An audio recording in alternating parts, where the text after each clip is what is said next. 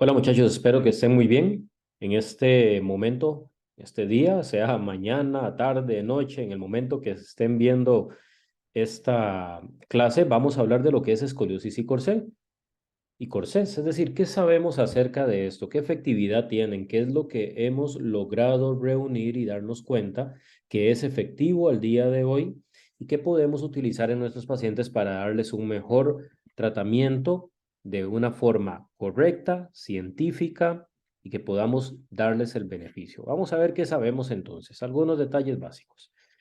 Recordemos que la medicina basada en evidencia se caracteriza por tres pilares. Uno es la investigación en sí misma, es decir, artículos científicos que revisamos, aquella evidencia que vamos recopilando con el pasar del tiempo, cuando sistemáticamente o de mayor o menor calidad vamos viendo y vamos obteniendo información. Ese es uno de los pilares.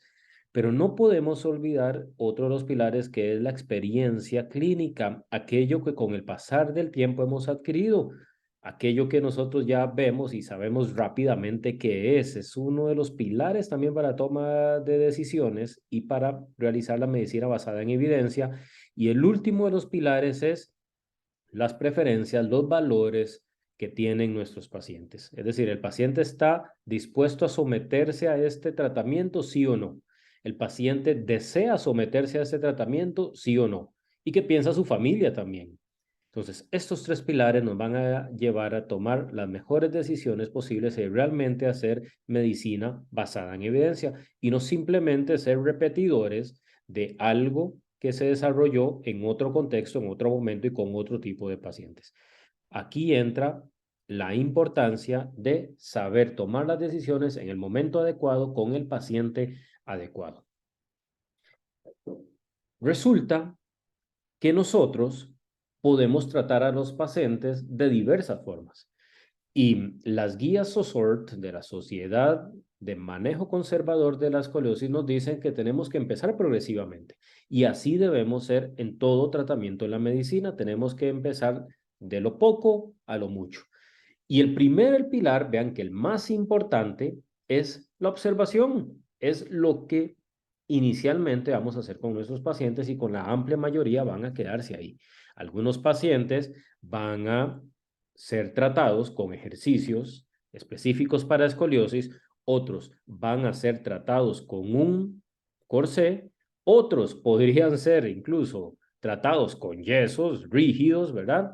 Y otros pueden llegar a ser tratados por cirugía. Pero como en este día vamos a hablar de lo que es ortesar a un paciente, entonces vamos a interpretar que la forma correcta de tratar a un paciente es mediante un corsé rígido, un corsé de plástico, en nuestro caso polietileno, que es lo que utilizamos en nuestro contexto, esa es la forma correcta. Si nos quedamos solo en ejercicios, estamos tratando de forma inadecuada al paciente, es decir, no estamos llegando al tratamiento correcto y si más bien usamos un tratamiento más agresivo, más estaríamos sobretratando a un paciente. Y ahí es donde entran los pilares anteriores que mencioné, la investigación clínica, las preferencias del paciente y la experiencia clínica que hemos adquirido para tratar a nuestros pacientes, para decidir el momento adecuado y hasta cuándo vamos a tratar a cada uno de estos muchachos que llegan a consultarnos. Resulta que hace muchos años, en los años 80, el doctor Weinstein hace unos estudios donde lo que hace es una revisión retrospectiva de muchos años, donde durante 40 años se le da seguimiento a los pacientes para ver cuál es la evolución natural de la escoliosis. Y aquí es donde viene esta famosa zona gris que hablamos.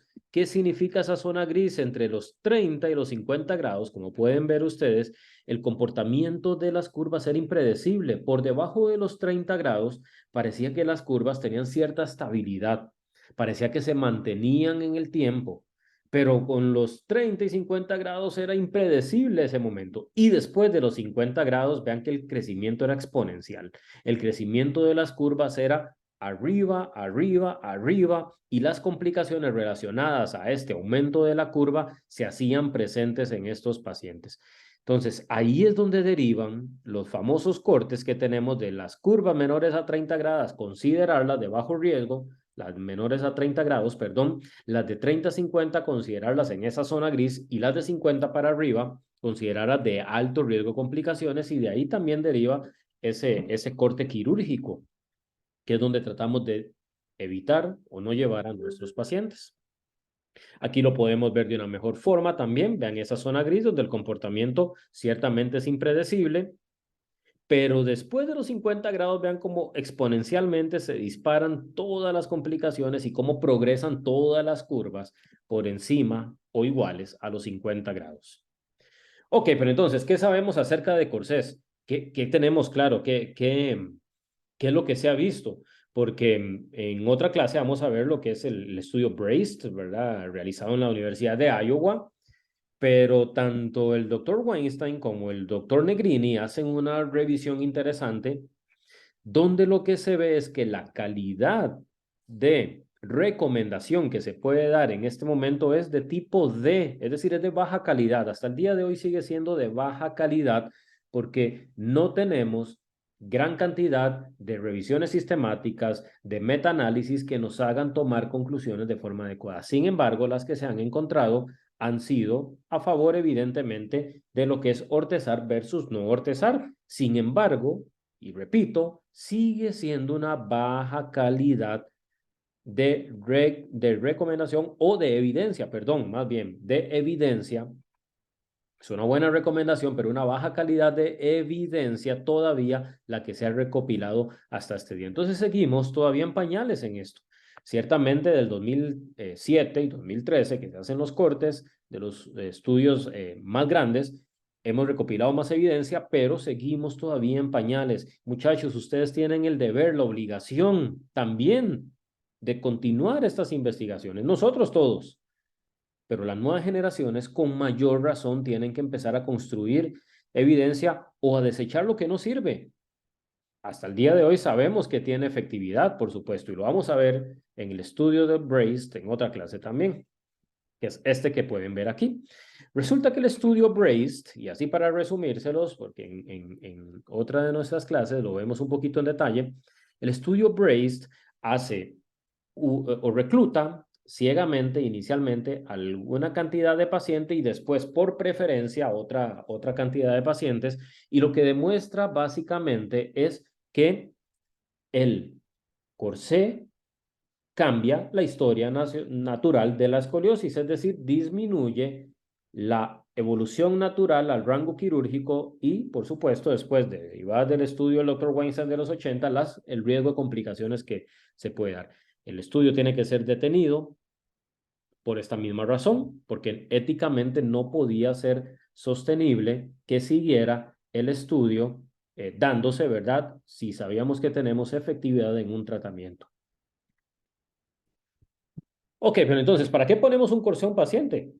Y estamos hablando aquí en lo que es escoliosis idiopática. Recuerden que en lo que es escoliosis neuromuscular o sus derivados, estamos hablando de otro tipo de paciente y otro tipo de objetivos. Pero en los pacientes con escoliosis idiopática, número uno, queremos evitar la cirugía, que no llegue a ese rango quirúrgico. Esos 45, 50 grados de rango quirúrgico, queremos que no llegue ahí. Evitar a toda costa la fusión espinal con sus complicaciones que puede tener, ¿verdad? Y todo lo derivado, la complicación quirúrgica como tal. Número dos, mantener las funciones vertebrales y la movilidad. Por supuesto, queremos que haya una columna flexible, móvil y que el paciente pueda hacer sus actividades de vida diaria de la mejor forma posible, incorporarse a su vida del día a día. Mejorar la parte estética. Muchas veces, la gran mayoría, tanto los papás como los pacientes nos consultaron a su médico tratante por alteraciones estéticas, porque notaron un hombro elevado, porque notaron una jiba, porque notaron una simetría de cintura o de escápula y por supuesto disminuir la progresión de la curva. ¿Con qué fin? No llegar a la cirugía o detenernos en la menor cantidad de ángulo de copo o la cantidad menor angular de curva. Ok, entonces, ¿cómo vamos a ortezar a un paciente? ¿Cuáles son esas estrategias que utilizamos para ortezar a un paciente? Número uno, tenemos que iniciar en un rango aceptable. No podemos ortezar a un paciente, o no debemos realmente ortezar a un paciente en un momento en el que ya no es adecuado. No podemos, como vimos anteriormente, ¿verdad? Sobretratar a un paciente o más bien tratarlo inadecuadamente, es decir, dejar de tratarlo. Solo se van a ortezar las curvas con alto riesgo de progresión. Reeser 0 a 2 idealmente. Curvas, según SOSORT, de 25 a 45 grados, según SRS, de 20 a 40 grados. Pero ese es el rango en que nos manejamos, de los 20 a los 45 grados, sin duda, y lo vamos a ver más adelante, curvas de más de 60 grados, no está indicado ortezar a un paciente. Algunos, ¿verdad? Y la evidencia actual, sólida, en relación con el uso de corsé en curvas de mayores de a 45 grados ha demostrado que no tiene utilidad. Y ojo, y repito, me refiero a curvas idiopáticas. Número 3, tratamos de utilizar fuerzas externas tridimensionales para evitar la progresión. No podemos hacer lo que hacía Milwaukee, que era bidimensional en el eje coronal y que empeoraba el eje sagital. No, ahora los corsés modernos tienen estrategias tridimensionales para evitar esa progresión. Número 4, mantener la corrección hasta que disminuya el riesgo. Vamos a mantener ese paciente ortezado hasta que haya pasado el periodo crítico, el periodo en el que el paciente tiene mayor riesgo de progresión. Entonces, ¿cuál es el tratamiento conservador? Así como nosotros prescribimos fármacos, nosotros no le decimos a un paciente, bueno, tómese su antihipertensivo. ¿Cuál? El que quiera, a la hora que quiera. Combínelo con lo que quiera. Y úselo por donde quiera, por la boca si quiere, o por el oído. No, ¿verdad que no? Nosotros prescribimos con nombre, con dosis, con frecuencia y con duración. Un corsé tiene que ser prescrito de la misma forma. Tiene que ser, ¿cuál corsé le voy a dar a este paciente? Nosotros en nuestro contexto, en nuestro país, usamos corsés a la medida, es decir, no es un corsé derivado estrictamente hablando de un prototipo patentado. Muchos son derivaciones del corsé de Boston, muchos de los que se usan aquí, la amplia mayoría, pero hay otros que inspiran en otros corsés, ¿verdad? Por ejemplo, el Rigochenot, que se está utilizando también en nuestro país, o su derivado también, entre otros. ¿Cuánto tiempo lo va a utilizar? Ciertamente el paciente tiene que entrar en tolerancia, empezar a utilizarlo poco a poco conforme lo va obteniendo, pero hay un mínimo de tiempo de utilidad. No puede ser que el paciente nos use un corset 2 o 3 horas. Eso no sirve. Quitémoselo, no se lo prescribamos, no va a servir, no va a tener utilidad. Frecuencia, ¿cuánto tiempo? ¿Cuándo tiene que usarlo? ¿Y cuánta duración? No le vamos a decir al paciente, póngaselo cuando quiera, a la hora que quiera, las horas que quiera, y se lo quita cuando usted quiera. No. Claves. Entonces, ¿cuál corsé? A la medida. ¿Cuánto tiempo? Idealmente 23 horas al día. Ojalá. Es decir, que se lo quite para comer, para bañarse, para hacer ejercicio. Los ejercicios específicos o actividad física en general.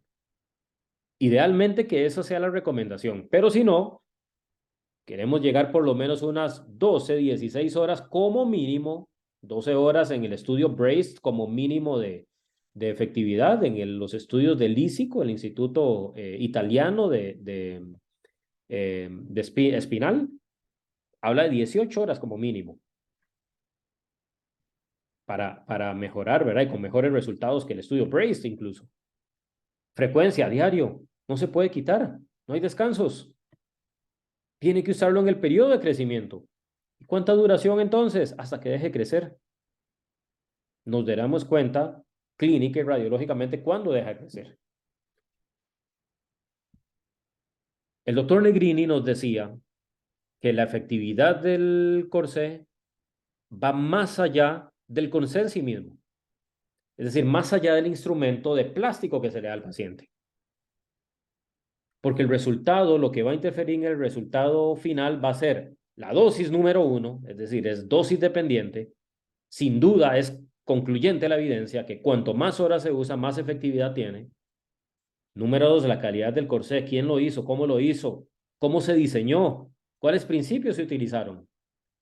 La adherencia, porque el paciente puede ser que lo use 2 o 3 veces por semana nada más. 23 horas. pero la adherencia que tiene que tener también, por cuánto tiempo, y por supuesto el tipo de curva que tiene el paciente también. Era una curva dorsal agresiva con parámetros predictores de aumento de la curva, dorso plano, curvas con ángulo de Cobb grande desde un inicio, aparición temprana, un componente genético grande también. Entonces, eso también nos puede predecir, va más allá del instrumento o del corsé en sí mismo. Aquí podemos ver diferentes tipos de corsé. Y solo para que ustedes tengan, claro, existen desde el corsé flexible, ¿verdad? Por ejemplo, el spine cord, que lo pueden ver aquí abajito. Un corsé flexible, ¿verdad? Que tiene cierta utilidad en curvas usualmente menores a 30 grados, básicamente, ¿verdad? En curvas ahí 35, por debajo 30 grados, tiene cierta utilidad, pero cuando se compara con corsés más rígidos, pues se queda corto, ¿verdad? Podemos ver el Spinecore, aquí podemos ver el corsé de Lyon, más utilizado en Europa, el corsé de Boston, el más utilizado a nivel norteamericano, el Rigochenot, que es uno de los que más evidencia se ha ido construyendo últimamente, ¿verdad? Y que hay toda una clasificación también. Y el más rígido de todos, que es el Air Force ESCO, ¿verdad? Que lo podemos ver aquí, que es el que tiene evidencia más sólida, pero bueno, también la tolerancia menor, una por otra. Entonces, podemos ver diferentes tipos de corsé, donde la amplia mayoría lo que usan es el modelo tridimensional, hasta los modelos incluso nocturnos, como el Providence y el Charleston, que son corsés nocturnos que lo que hacen es una torsión, una hipercorrección de la curva y que también se pueden utilizar en algunos tipos de pacientes, sobre todo curvas lumbares, uso nocturno, básicamente. Entonces, podemos ver los diferentes tipos de corsé que tenemos. Ahora, existen guías, existen consensos para ver a quién vamos a ortezar. Mencioné anteriormente, existen parámetros. Research 0 a 2, ideal, es lo ideal. Un Research 3, tal vez. Un Research 4, poco probable que sirva. Research 5, no lo haga, no sirve. Research 4 en hombres, parece que algo se ha visto de utilidad. Research 3 en mujeres, tal vez hay que individualizar cada uno, pero generalmente Research 0 a 2 es el momento adecuado y ahí es donde tenemos que tomar a estos muchachos para darles un verdadero beneficio. Ok, entonces tenemos checklist. Tenemos esto que como pueden ver aquí. Entonces, ¿qué dice? Norte-S curvas menores a 15 grados, Norte-S curvas mayores a 60 grados. Y esto es el modelo norteamericano, pero nos sirve a nosotros también. No hay evidencia de ortezar curvas, ojo, repito, y hago el énfasis nuevamente, estamos hablando de escoliosis idiopática. Curvas menores a 15, no lo ortece. Mayores a 60, tampoco. Incluso la evidencia actual dice que curvas mayores a 45 no tiene ningún tipo de solidez científica ortezar a un paciente. No lo hay. Paciente maduro, esqueléticamente hablando, Research 5, Sanders 7, o sin crecimiento que quede remanente, no lo ortezamos. Ahora, ¿cuál corsé vamos a escoger? Rígido. Idealmente el rígido. Idealmente que sea este. ¿Cuál? Rigochenot, Boston, entre otros, puede ser Lyon, puede ser el corsé a la medida que utilizamos nosotros, sobre o por encima de los flexibles, en este caso el Spinecore, que no lo tenemos disponible nosotros en el país. Además, el paciente tiene que usar el corsé más de 18 horas, aquellas curvas de alto riesgo, al menos, idealmente 23 horas. Menos de 6 horas, no sirve. Incluso las guías OSOR dicen menos de 12 horas. La evidencia es prácticamente nula, muy bajita. Más en los nocturnos, tal vez, en el Charleston Providence. Menos de 6 horas, ni se lo ponga, quítele el corsé. Tenemos también tener cuenta, nosotros en Costa Rica, que estamos bajo el sistema de seguridad social, que también hay una inversión importante en cada uno de estos corsés. Si el paciente no lo va a usar, se lo quitamos, no se lo prescribimos. Idealmente, usemos sensores de calor para darnos cuenta si realmente el paciente está usando. el corsé. No simplemente le preguntamos. Tenemos que objetivizar el uso del corsé. Actividad física y ejercicios, por supuesto que la vamos a recomendar. Se va a quitar el corsé en el momento que se va a realizar esto. Salvo el spine core que permite realizar actividad física y ejercicios específicos, se van a quitar. ¿Cómo vamos a monitorizar a nuestros pacientes con rayos X? Bueno, lo primero es que vamos a utilizar una radiografía PA y una lateral en caso necesario, aquellos que lo requieran, cuando son seguimiento, en la primera siempre va a haber la lateral también, vamos a realizar una PA y lateral con protección gonadal para ver cómo quedó ese corsé. Vamos a valorar esa madurez esquelética, vamos a hacer un control cada 4, perdón, a las 4 o 6 semanas, después también, idealmente, para ver si cumple los parámetros adecuados. Y además, después de que hayamos suspendido el corsé por madurez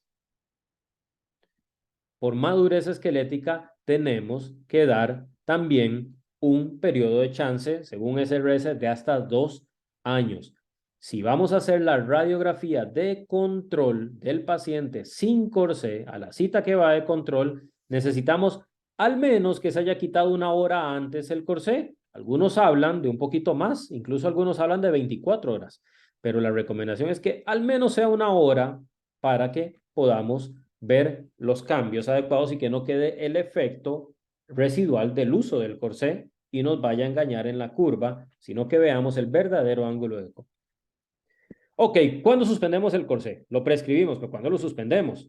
Reeser 4.5, mujeres con Reeser 4, quitamos el corsé. Hombres Reeser 5, básicamente. En resumen, no todo está escrito en piedra. Recuerden que existen pacientes de pacientes. Sanders 7 o 2 años posmenarca.